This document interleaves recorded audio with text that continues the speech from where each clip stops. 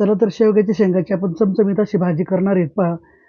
झणझणीत असा भाजीचा हा प्रकार आहे. आपण शेवग्याच्या शेंगा आणून त्यातला कट केलेले आहेत पहा, पाहिजे त्या आकारामध्ये. त्याची सालं पण काढलेली, कढईत पाणी पण ठेवलंय आपण. त्याच्यामध्ये हळद टाकली, थोडं मीठ टाकलं आणि घेतले ना शेवग्याच्या शेंगा टाकून.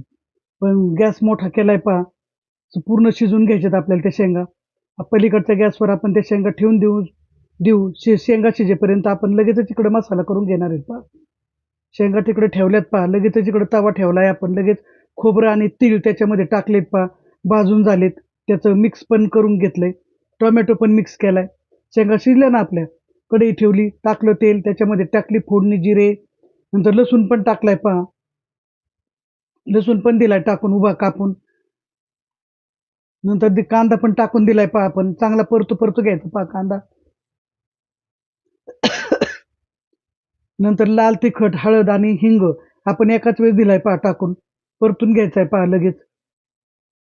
टाकले ना लगेच आपण त्याच्यामध्ये हे टोमॅटो आपण घेतलाय टाकून पहा. टोमॅटो चांगला परतून घ्यायचा आहे पहा.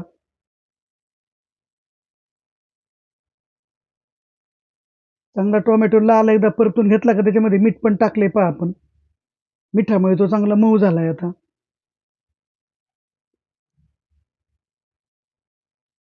चांगला मोठा गॅस आता त्याच्यामध्ये आपण हे पण टाकले पहा.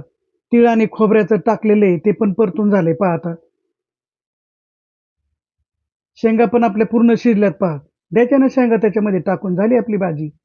भाजी झाली शेवग्याच्या शेंगाची तयार.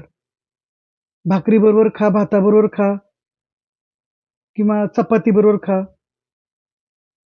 कशाबरोबरही खाऊ शकता. पाहिजे तेवढं पाणी टाकायचंय आपल्याला, जसे मेंबर असेल तसे. येऊ द्यायची चांगली उकळी पहा. झाली पहा झणझणीत अशी भाजी तयार आपली. उकळी आलेली पहा, कोथिंबीर टाकून घेतलेली आपण. आता आपण त्याच्यामध्ये धना पावडर टाकलेली पहा ह्या स्टेजला.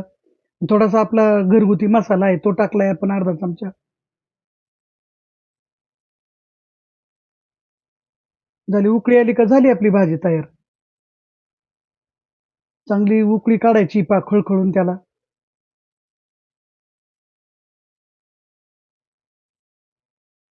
उकळी पण आलेली पहा, कशी झणझणीत भाजी तयार झालेली आहे. व्हिडिओ जर आवडला तर व्हिडिओला लाईक, शेअर आणि सबस्क्राईब करून टाका एकदा. आणि असेच व्हिडिओ पाहत राहा.